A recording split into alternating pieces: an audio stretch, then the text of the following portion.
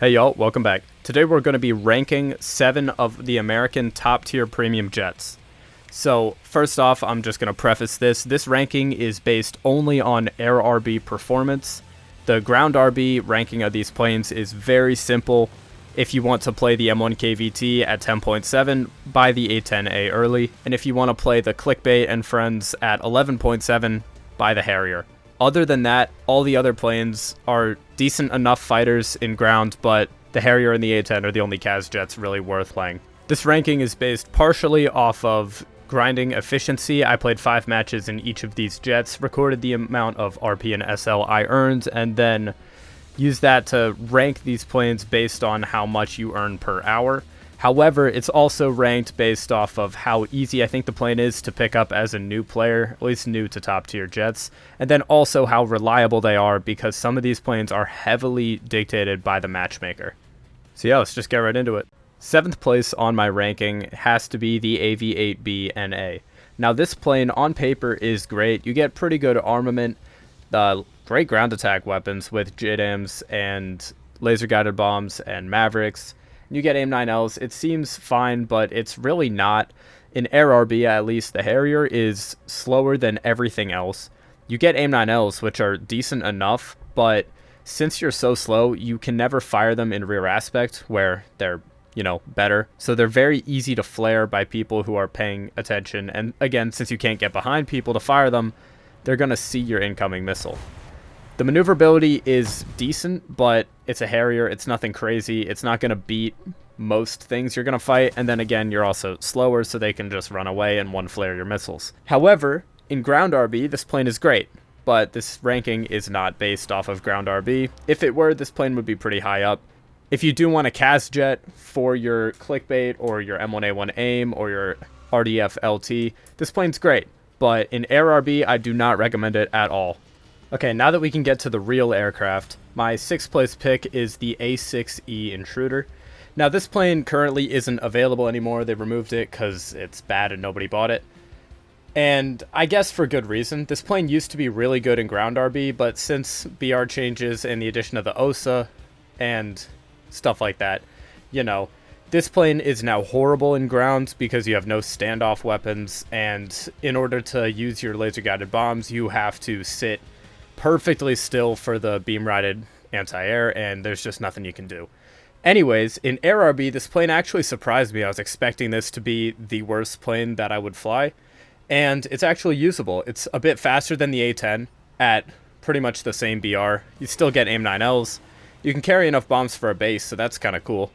And you can occasionally get some kills, occasionally get a base. In my 5 matches with it, I earned 130,000 SL, got 35,000 RP.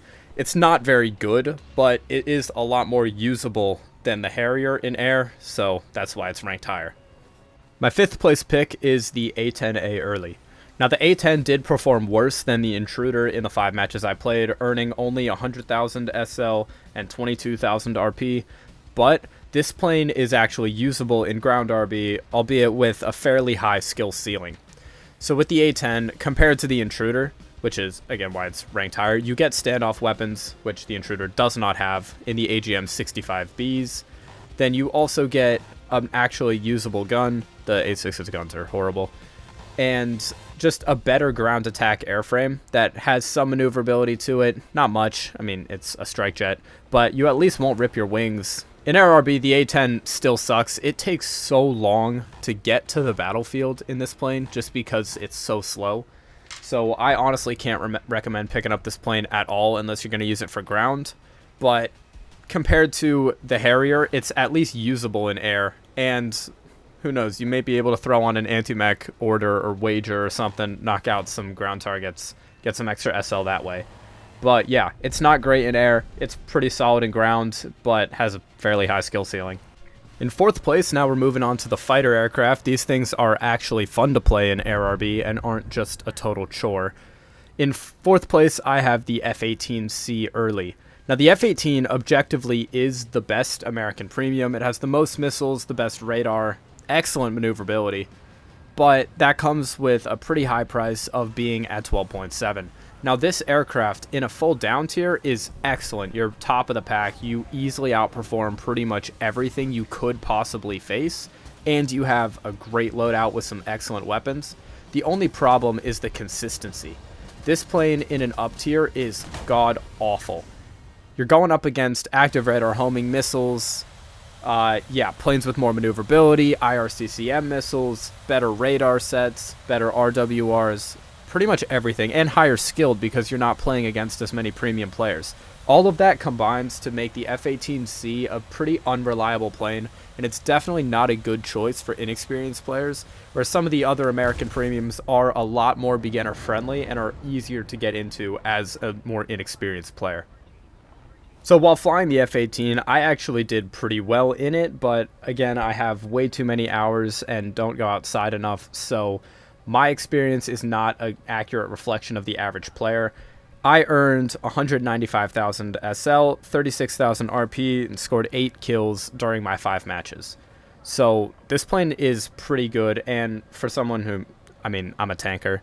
For someone who is mainly a ground player, this plane is pretty good, but it does take some experience, and that matchmaker is horrible. I got very lucky with the down tiers, and if I'd been up tiered more, I don't think I would have been able to accomplish really anything at all. My third place pick has got to be the F4S Phantom.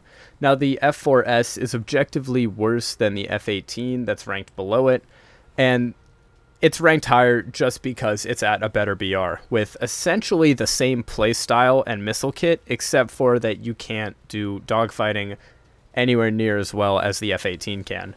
Other than that, the playstyle is very similar. You want to fly low, you want to shoot sparrows at people who are coming right at you, and maybe get some lucky gun kills with the Vulcan. Whatever it is, your main weapon is still the Sparrow, and it's a pretty good weapon. It's paired with a great radar. You got Pulse Doppler, HMD, all of that. It's a great radar set. And at a lower BR, it's just more reliable than the F18 is. But yeah, so the F4 Phantom, fun plane. I would recommend it, and it's at a low enough BR in ground that it could work as a decent combat air patrol jet. Although, other than the strike jets, I wouldn't recommend buying a plane for ground RB. At the very least with this, you can grind out the air tree also. Second place pick is a very popular jet, the F5C. The F5C has been in game for a while. I used it to grind out a lot of the American air tree years ago, back when I had to, go through that. The jet is excellent. It's a great gunfighter. You only get 2 AIM-9Es, and the AIM-9Es are, in a word, garbage.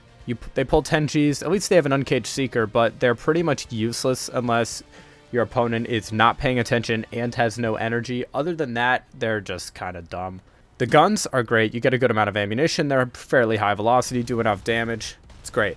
The maneuverability of the F5C is pretty good, with excellent energy retention around 0.92 Mach. Anywhere around there, you can just turn and not lose speed, and it's awesome. But yeah, the F5C is an excellent dogfighter. It does have a slightly higher skill ceiling than some of the other planes on this list, but the reward of that is that you get an excellent plane once you're able to learn it. And like, for example, in that match, I scored 5 kills. It's pretty cool. I'm, again, a tanker. But yeah, in the 5 matches that I played in the F5C, I earned 279,000 SL, 80,000 RP, very efficient to grind with, and it requires its players to actually learn how to dogfight, and it's not a skillless bomber, which, is pretty cool. And to make matters even better for people who actually like playing the game and don't want to just sit back and bomb, this plane is so slow carrying napalm that it's not even worth trying, which is just amazing. My first place pick has got to go to the F20, and that really surprised me considering I haven't really played the F20 that seriously until now, recording for this video, but it impressed me. So the F20, first off, has an excellent airframe, great maneuverability. The acceleration is kind of nuts. I noticed it while accelerating after a dogfight earlier today, and I was like, holy moly, that number is climbing so fast. But yeah, the acceleration's great, the maneuverability is great. You still get the F5's guns, which are great. Your missile load is fairly decent. 2 Sparrows, 2 Sidewinders. The AIM-9 Elves are actually pretty good, and since you're not playing an absolute brick like the AV-8B and A, you're able to fire those in rear aspect where people can't see them, and the missile can see the engines a lot better, so the missiles are actually competent. Then the Sparrows, they're paired with an F-18 radar, which is pretty cool, makes them fairly reliable. I mean, you don't get anywhere near as many as the F-18 or the F4S, but 2 missiles is definitely enough to make an impact. Get 2 free kills until the missile just like misses for no reason. That's cool. Sparrows, I guess. But anyways, yeah, the missile kit, while it is small, is still fairly good, and your maneuverability is excellent. At a lower BR than the F-18, it's a little bit more forgiving. You don't have to deal with active radar homing hell, and it's just a fun plane to play. That's really all I can say about it. It was a lot of fun to fly. The flight performance just felt great. But yeah, this was also one of the more efficient planes that I flew today, and with a bit of practice, you can get pretty good results in it. If you made it this far in the video, thank you very much for watching. I hope you enjoyed. I really appreciate y'all. If you could consider liking and subscribing, helps me out a ton. So, you know, that'd be pretty cool. But hopefully I'll catch y'all in the next one.